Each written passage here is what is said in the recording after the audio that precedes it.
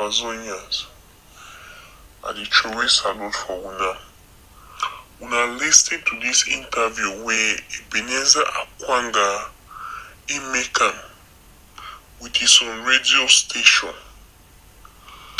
I don't know how Ebenezer Akwanga reason the thing before he talk am, but he did like say Ebenezer Akwanga, the information the way he leak am about Southern Cameroon, he instead say we for aside to this interview we make am so we will tell una here listen the interview where Ebenezer Akwanga he talk about them. If Yes, hi, this is Anne Tantenaire with Radio France International in Paris. How are you? Yes, I'm fine, Anne. And how are you? I'm fine, thank you. Thank you for taking some time for me. Also, I wanted to tell you because I know I wasn't quite clear about whether I needed to record the interview or not. I can tell you over the phone because it's easier. Actually, we have a very strict policy about, how do I put it, letting talk each side of a conflict when there is one. And I'm afraid that if I record an interview with you, I'm not going to be able to broadcast it without an official voice in Yaoundé. And since this is quite difficult to get, I think the better way to hear your position is to talk without recording the interview, and I can use the information in my voice, quoting you. But it's easier for us to broadcast information that way. Is that clear?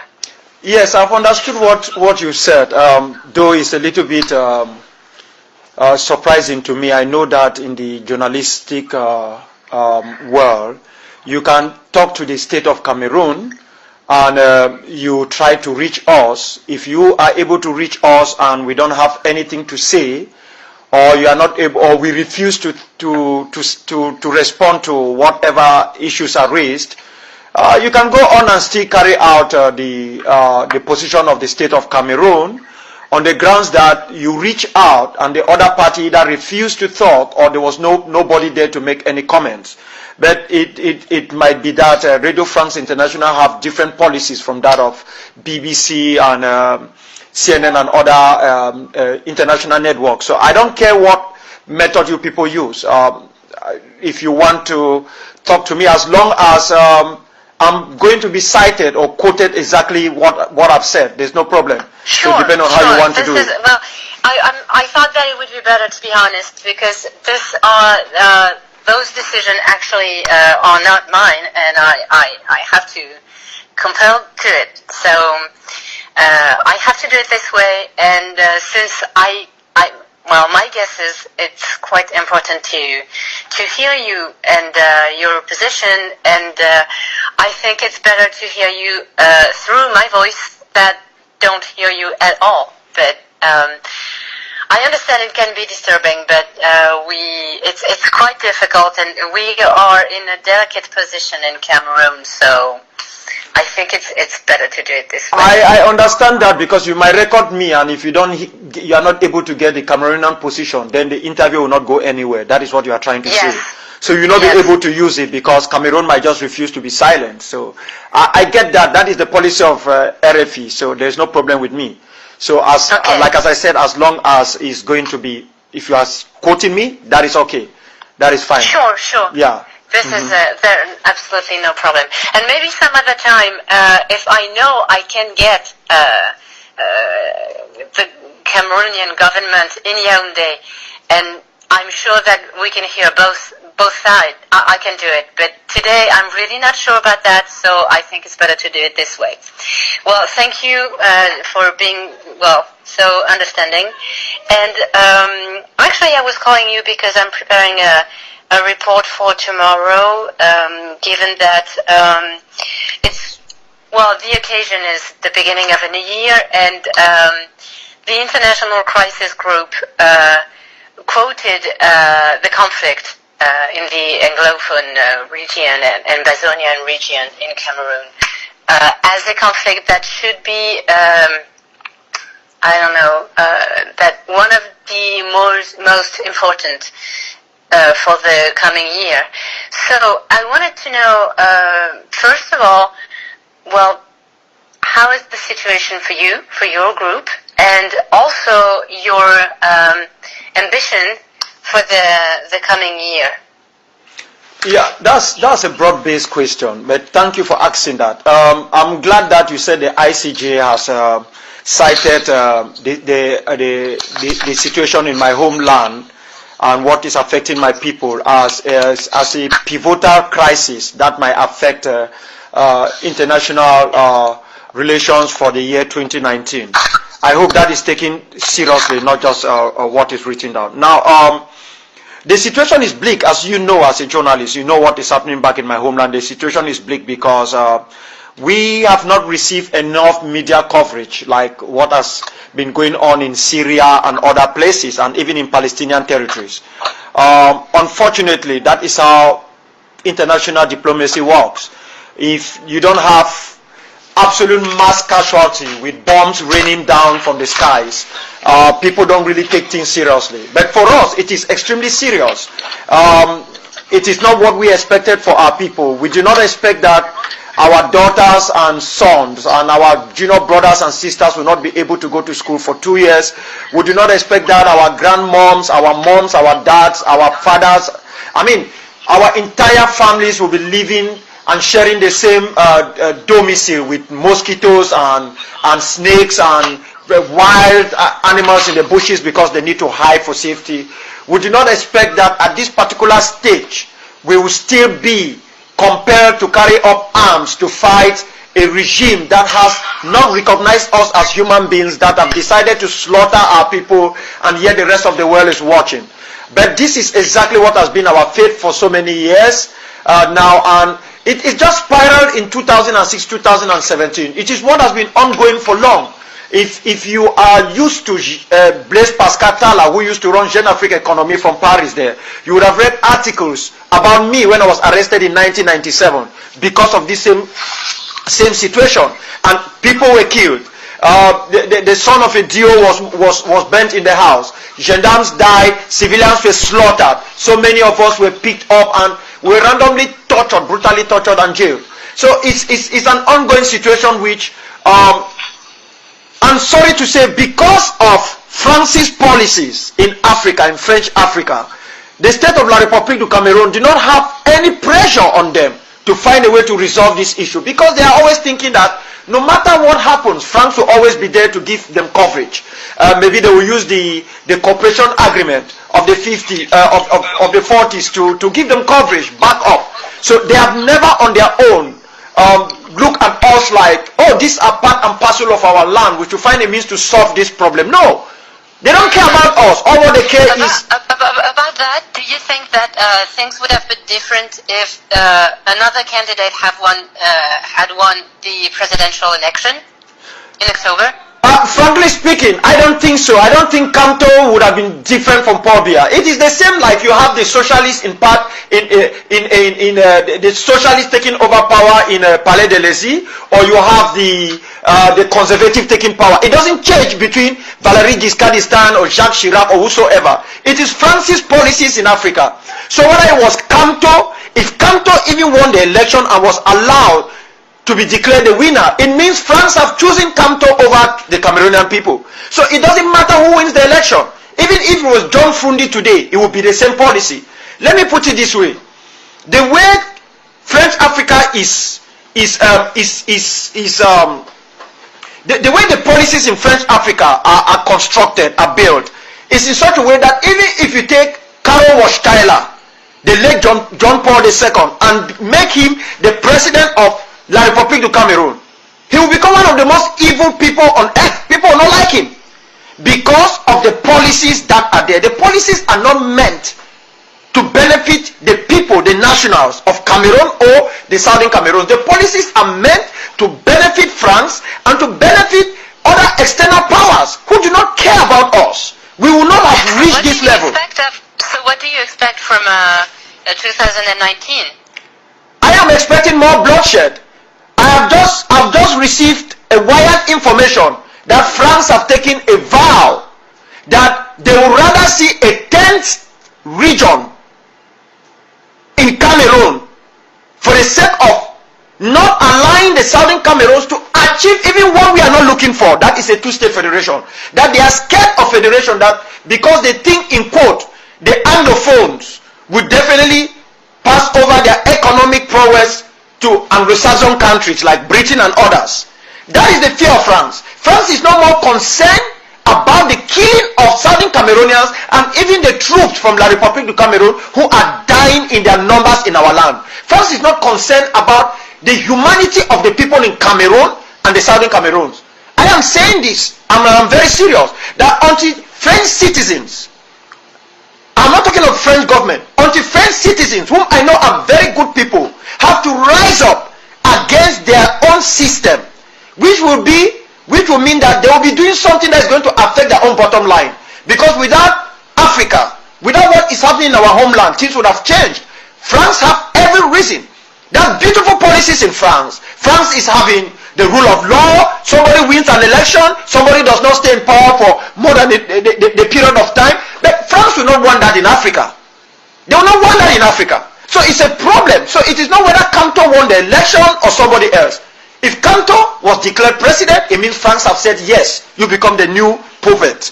So that is the situation. In 2019, I can assure you, I am seeing more bloodshed in the horizon. Because the world should stop paying lip service to this issue. If they will take it serious, as the ICJ has said, and the international media will make it a habit to go down to our homeland and do what we call thorough investigative journalism, to talk about the things that are happening, the atrocities, even on both sides. As they say that our own people are committing atrocities, I will keep saying that they are not doing that. But people need to go down and find out the mass graves and the rest and expose this to humanity. We do not want a situation where they will do all of these things and then some French soldiers will come tomorrow and say, oh yeah, like what happened during the UPC period. We are trying to avoid that. About the atrocities you were talking about, you said that even on your side some atrocities have been committed. What do you do about that? No, I am not saying that some atrocities have been committed on my side. I'm saying that I thought you said that. No, I'm saying that we are being accused also. When they accuse the state of Cameroon, others will say that even separatists too have carried out atrocities. I am not on the ground. I am not on the ground. But I am saying that investigations have to be done on both sides. Because for example, I have some testimonies saying that even from the fighters, Ambassador fighters, there had been some atrocities committed. So I was wondering if you had a special process to monitor this and try to get into it. And because I'm telling you what I heard from the ground is that mostly your fight is supported by the population, but it's less and less supported because of these atrocities, because of kidnappings, because of ransoms and everything. So I was wondering if this was something that you care about and something that you want to change, so you can keep this popularity and the support of the inhabitants. Thank you very much for that question. First, let me make this very clear. If you do your investigation, you follow my audios and my videos in particular for more than 2 years now, you will hear me sounding the note of the respect of the 1951 Geneva Conventions, which have to do with the prosecution of war. I have emphasized on that time and time again. And I've emphasized on that, and I'm serious about that. I'm serious about that because I do not believe in things like torture. I have suffered torture. Torture does not bring the truth. Torture will make you to say anything in order to save your physical body. So I do not believe in torture. Those our fighters of SOCADEF, the Southern Cameroon Defense Forces, we have advised them and we have liaised. If you can find out, I have been in touch with the International Committee of the Red Cross in the Central African region. They have contacted me, and I've actually asked them to carry out some training of our boys in the field. It has not been easy because of the nature the fight has been taken, and the ICRC cannot just move into a war zone like that with all the risk, because there are other armed groups. I've been discussing with them on going to the field and helping our boys understand the necessity to respect international conventions, because I know that they are not well-trained soldiers commit atrocities. Whether they are US forces, they are French forces, they go to Iran, they go to Afghanistan, they do things they are not supposed to do, though they have gone to military academy and they have been warned about that. But you find you find a lot of young men and women who have not gone to any military training, who have not been used to a gun, who have been compelled to carry a gun to defend themselves and to defend their fellow citizens, and who do not even understand some of the laws, the laws of wars. And there are times that you would think that they will go out of bounds and do things which are not normal. But we are doing whatever it takes to mitigate it. We have evidence, like as I said, that I have been communicating with the ICRC. Like when the World Food Program says they're coming to our area, I've talked to them. And I've told them that we will provide them security as long as they don't move into the area without us knowing. So I cannot sit there and tell you that, oh, some of our forces have not beaten up some civilians, or some have not got themselves into the issue of collecting money from people for ransom because they said that is the only way they can prosecute the war or buy equipments to fight. The question you should ask yourself, Anne, is how did we reach this level? If Mr. Biya had sat down and considered our humanity, that it is not because we are English speaking that we are not human enough. If he had sat down years ago and recognized our humanity, if the international community fully aware of this issue, because there are telegrams, there are evidences that Palais de l'Essai was aware of it, the White House was aware of it. In fact, most international, number 10 Downing Street was aware of these things. Every time we complain, they push it aside. They say, no, it's like the same thing that the pygmies are complaining. We're reduced to an ethnic group. So had they sat down and said, listen, let's find a way to solve this problem, had they believed truly in what we call preventive diplomacy, rather than just talking about it. What do you think about the process that was announced by the President Biya offering demobilization? With Mr. Biya, how do you expect Mr. Biya, who started a war, to come and offer demobilization? Look, and we have to be serious. Maybe because we are black. No, I had to ask. No, you have to ask. It is poison. How can you expect this man to solve a problem that he created? If the world is interested in having peace in that area and in the whole Central African region, third parties should come on board.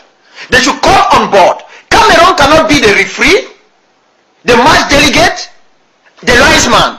Then who will win that match? Cameroon will win the match. This is the problem with international diplomacy. Mr. Biya does not have any moral standing to call for disarmament. He cannot disarm Sokadev. If Sokadev is going to disarm, Dr. Akwanga will be the one who will tell Sokadev, now it's time to disarm because we think we have achieved our goals. He cannot disarm Sokadev. About that, I was wondering how many. I don't know if you can tell me this, and maybe this can be off the record. But how many men do you have on the ground? That's quite a very interesting question. I think I received that same question from the ICJ. And when I gave them the number of people we have on the ground, they were shouting. They said, "Oh my God, that is almost half the forces of La République du Cameroun." Listen, we do not do recruitment like normal conventional forces. So if we tell you we have 5,000 men, it means we have 5,000 men. We will not tell you whether they are well armed or they are not well armed. This is one group. Or we can tell you that maybe ADF as another group is having 5,000 men. So if you ask me, how many men do you have? Remember, these are irregular forces. So what I can tell you now is, on the ground at this particular moment, today, December 31st, we have more than 3,500 men. That is the answer I will give to you. Only for the Southern Cameroon Defense Force. Then you need to look into all the other groups that are fighting. Consider how many men and women are there who are fighting at this moment. So that is the message, the information I can give to you. Then if every one of them is armed, then you know what is going to happen. Okay. And I have another question, but it's also a tricky question. Do you have some support, financial support, from important people or state? Because I've heard, from what I've heard, but maybe those were wrong information. Your main support was the diaspora. I don't know if you use this word in English, actually, diaspora. But I was wondering if maybe you were receiving support from another state or another movement or political party. Do you have any financial support? That one is off the record. We cannot tell you whether there is any state or individuals in a particular state or some groups or parties, political parties that are supporting us financially. But this is what I want you to understand.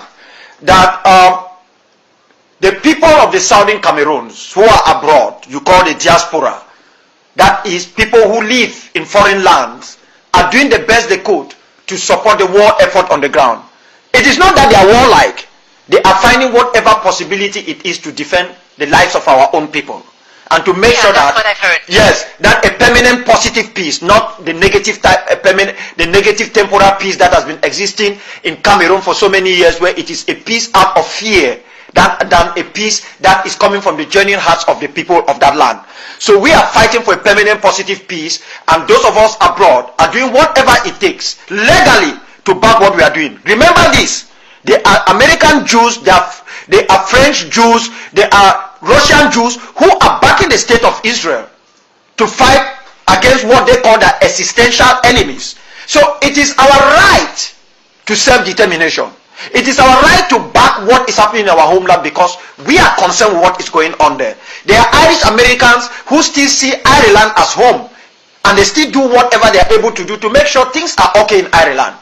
So we are the ones doing it, but when it comes to whether there is any external backing or not, that is not an issue I'm ready to talk about. Okay, I understand. So what is going to happen in the next few weeks? Supposedly in the year to come, what are the actions? Are you planning, I guess, to keep on fighting, and to what end? Do you think that an international mediation intervention could help you achieve some agreement, or do you think it has to be a military victory to end this fight? What is your goal? There will be no military victory, either from us or from La République du Cameroon. That I want to tell you that very, very clearly. You see, the United States might claim that they won in Iraq. Nobody won in Iraq. The people of Iraq and the American soldiers and the soldiers of the West that invaded Iraq, they all lost that war because they lost their humanity. Human beings were slaughtered. That is the way I see the world. There will be no military option in the situation that is affecting the southern Cameroons. That does not mean we will not continue fighting. That does not mean La République du Cameroon, out of vain pride, will not continue to attack our people. If there is going to be a solution, it is one that is going to be across the table.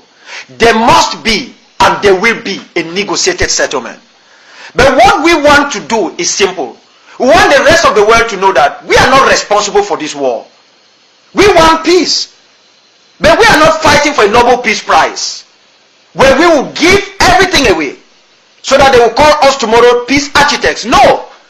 We don't want that type of situation where Yasser Arafat met with the Palestinian Prime Minister. They said that when they were giving the peace prize and the rest, and there is no peace in the Middle East at this moment. We don't want that. We want genuine peace where we can live with our neighbors in the east of the Mongo, where we can continue to intermarry, but we have to live our own way of life. Our educational system, our legal system, our judicial system, respect our own culture. Be achieved. How could this be achieved? We can achieve this if we sit on the table and look at ourselves in our eyes and accept that. Who should be around the table? There should be the representatives of the Southern Cameroons. There should be the representative of La République du Cameroon, and there should be either the United Nations or a number of third parties, maybe Sweden, Switzerland, even France, wants to sit on the table, we will not refuse. The United States, South Africa, Ghana, Lesotho, any other countries that think that peace is essential commodity can sit as arbitrators. If I get this right, negotiation is a solution, a political solution is the only solution you see, but you don't want to talk to the government of La République du Cameroun directly. You want some international people or institution to be here too. No, the state of La République du Cameroun have contacted me, Dr. Akwanga, 5 times. They have contacted me, but it is not the political arm of the state.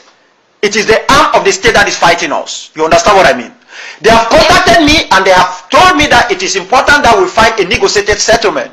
And we have opened our doors saying to them that we want to solve the problem, but we will not stop fighting. So we are ready to talk. But what we are saying is Paul Biya, who started this war and whom most of us see as an existential enemy, cannot be the same person who calls us to sit on the table and talk. It will never happen. If we want peace... So, do you want to talk to... who would you be okay to talk with? I am ready to talk. I am ready to talk with the state of Cameroon as long as there is an interlocutor, there is a third party. There must be a genuine mediator. That is what we mean. Someone in the middle who will be there to listen to both sides and bridge our gaps. Remember, negotiation is give and take. It's give and take. They will not impose something on us. We are not imposing anything on them. We have just told them that, listen, we have reached the middle of the road. We can no longer go back this way. Things will never be the same again as they were. So how do we solve it? You sit on the other side of the table, we sit on the other side, then we have arbitrators in the middle, where they will be there to guide both sides, to listen to both sides, to see where we can agree and where we can disagree. That is what we are talking about. But what we are saying is, Biya will not call it. The time for dialogue is over. Let me make that clear. But the time for negotiation has come. Because there's a difference between dialogue and negotiation. The situation is no longer an internal issue which could be solved by Biya. It is an external issue where the rest of the world must come on board. We are ready to sit on the table, but we will sit with a third party in a third country and resolve this issue. Okay, and I forgot that, but you are still on this line that the talks should happen in another country. Yes, it should happen in another country because there should be an arbitrator. That is how it happens everywhere. There should be an arbitrator. Before peace was made in South Sudan, they met in Naivasha in Kenya. They even met in Abuja. So what we are saying is simple. We are ready to talk. People should not go out and say, no, we just want to keep fighting. Listen, FARC and the Colombian government fought for 50 years. I can assure you that we might not have the type of equipment that the Colombians are having. I mean, the FARC is having, because we have not put out our own equipment. But we can fight for the next 150 years. But at the end of the day, there will be a negotiated settlement. It took 50 years for FARC and the Colombians to meet. Just consider how many people must have died within that time frame. So if they want peace, let us meet now. Let there be arbitrators. People who are genuinely interested in seeing peace in that area should stop talking. They should start acting. They should call all parties on the table and let us talk about it. Have you been contacted by international diplomats? ICJ has spoken to me. I travel around a lot. I've talked to a number of prime ministers, heads of governments. I've talked to a number of political parties. I've talked to a number of former presidents. I'm trying to bring everybody on board, and every message I go, the message I pass everywhere I go is simple. We want a settlement of this issue. People are dying, but that does not mean we will stop fighting.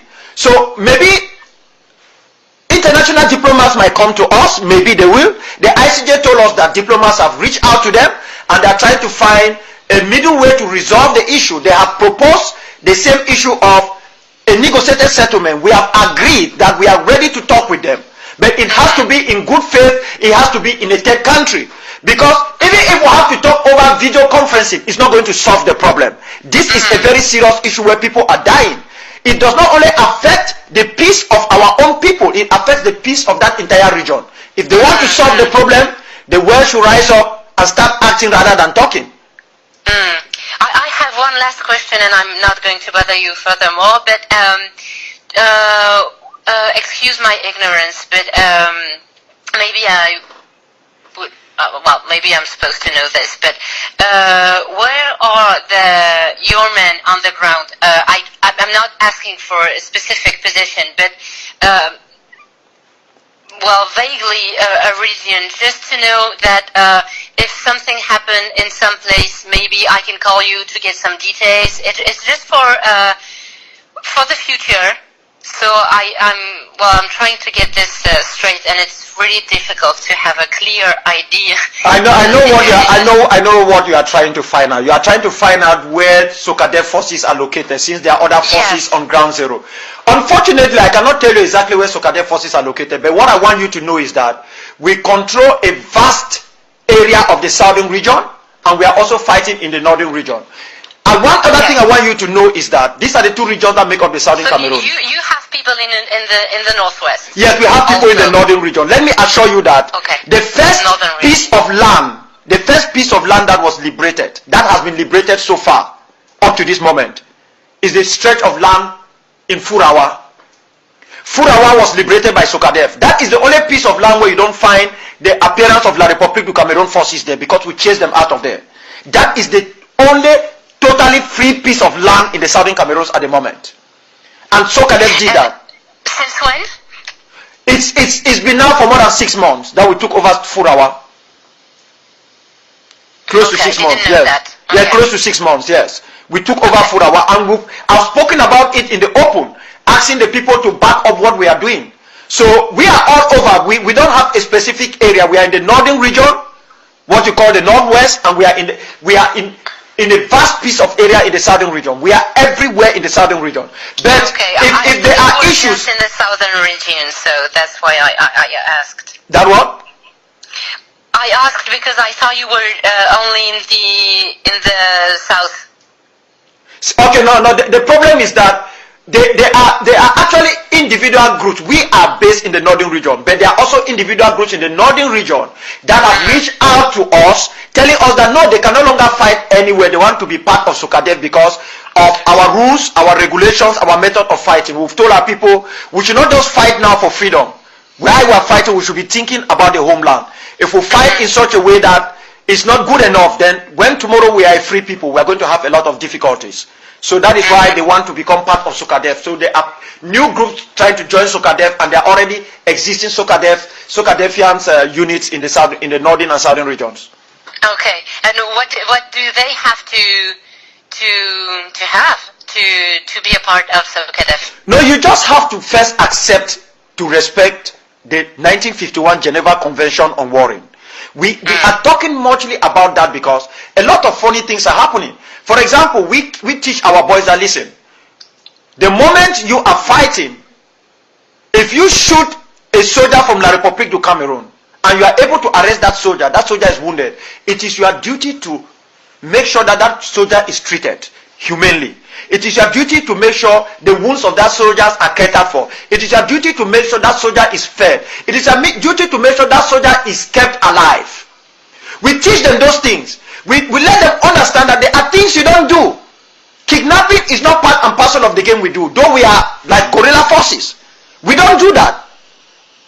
And that even if those type of things are happening, people should mitigate it because it doesn't speak well. Especially when we start harassing our own population. Because the first rule of any guerrilla movement is to win the masses. Let the local population be part and parcel of you. We also know that the state of La République du Cameroon has created its own fake armed groups who call themselves armed boys too. Because most of these boys don't wear uniforms. At times it is difficult. Yes, that there were several groups and actually tensions between you and other groups, and also just criminal groups who are who benefits from the situation and the conflict. Of course, there is tension between the existing self-defense groups, and the tension is because if one group wants to swallow up the other rather than collaborate with the others are not willing to drop their arms. When people pick up arms, it's not easy to disarm them. You know what it means by the 3 Gs. So that one becomes very, very difficult. But the most complicated situation is the state of Cameroon is creating a situation where it might even become so difficult to have peace What are they doing? It would have been for their own benefit to make sure that the separatist movements can speak as one mouth. Even if it is not one person, they have the same goal and carry the same principles. Then you can negotiate with them easily. But what have they done? They have promoted. Even though there is tension, you're saying that you still pursue the same goal. No, we are pursuing the same goal. The tension is coming as a result of one group trying to swallow up the others, trying to act like we will control everything without you people. Talking about the ADF, you're talking about the ADF. No, not just the ADF. There is also the most troubling group on the ground is what they call the ASC, which is under the so-called interim government, because they don't have any structure. They have a lot of problems. They don't have any structure. They have different commanders, and it is because of them that the state of La République du Cameroun has created their own fake groups, and then bandits too have become part and parcel of the struggle. They are not like fighting for independence. They are the ones who are carrying out most of the crimes on the ground. That is where the problem is. Okay, I don't know them actually. I have no context with them. No, you cannot know them because they are bandits. They are not groups that are specifically like under any other person. But the ASC is like what I say they call, what is the Ambazonian Security Council or whatever. It's because those in the IG who came to join the process of self-defense did not know about self-defense. They thought that they can control the political section, control the armed section. They came in and they're buying forces. They want to buy ADF forces. They want to buy Sokadev forces and put them under themselves. And that is where you find a lot of rancor and arguments on the ground. Those are some of the problems. Okay. Well, thank you very much for your time. Thank you. It was very nice of you to tell me all this. And you have my number, so if there is any information you want to share, well, feel free to send me a message or call me. Okay, when you come out tomorrow, I'll be grateful if you can send a link or whatever to me. Sure, yes, I'll do that. No problem. Okay, at any time you want. I'll do it. Yes, I'll be grateful. At any time you want any information, you want to do any verification, you can reach out to me. I forgot to inform you. I just got word this morning that a UN convoy was attacked. Today? Yes, breaking this morning, that the UN convoy was attacked between Boya and Victoria. And they reached out to me to find out whether I know anything about it and whether there are groups around that area. I know very well that there are ASC affiliated groups linked to the interim government. And I also know that one of the leaders of the interim government made a declaration not too long ago, a couple of weeks ago, asking that their forces should attack UN personnel. Oh, okay. In the open. That was done by Chris Ano. He said that forces should attack UN personnel, and when I got wind that was done this morning, I was very, very angry. I am trying now, Sokadev is trying to locate which of the groups might have operated around that area so that we can get them and find out what is going on, maybe neutralize them. Okay, so you said it was between Boya and which city? Between Boya and Victoria. Victoria, okay. Yes, Victoria that many people likes to call Limbe. We call it Victoria. That's the name. Yeah. Oh, okay. Okay, yes, okay, I know Limbe. Why do you call it Victoria? Because that is its original name. And it is the name we got it. Know that. No, the original name was Victoria. That was as a result of King Alfred Seka landed there. And on behalf of Queen Victoria of England, the place was named Victoria. It's Amado Ahijo that came up with changing the name to Limbe, and we said no, you can't do that because you are not going to change Avenue Charles de Gaulle to something else. Why do you want to change Victoria? So that is the type of argument we have. So we call it Victoria, not Limbe. Okay, well that's good to know, because if I talk about it, I will have to say Limbe, but it's good to know that it's the same place. Yes. Do you know if anyone was wounded or killed during this attack? No, I only heard that they don't know what projectile was used, but that the windshield of the armor car was shattered. So it was surely a very strong projectile. But what I want to say is, as the leader of Sokadev, the commander-in-chief, we are strongly condemning such activities. We have said that attacking UN forces or UN personnel or other international humanitarian bodies like Médecins Sans Frontières, WFP, the ICRC is totally out of order. Only criminals and terrorists will do that. We are separatists. We are fighting for our freedom. We will not tolerate any group, we don't care where they come from, that we go and start attacking UN personnel or UN facilities or even attacking foreign journalists. We have said as long as they come into our sphere of control, our sphere of influence with permission, it is our duty to protect them. Okay. So any individual who goes out and is doing that is going to be held accountable. Okay. Yes. Well, thank you very much for this information. I'm going to try to get some more details. If you have some, would you mind sending me a message? There's no problem about that. Okay, well, thank you very much for your time, and, well, I will definitely talk to you soon. Okay. Thank you. Okay, thank you. Bye-bye. Thank you, bye.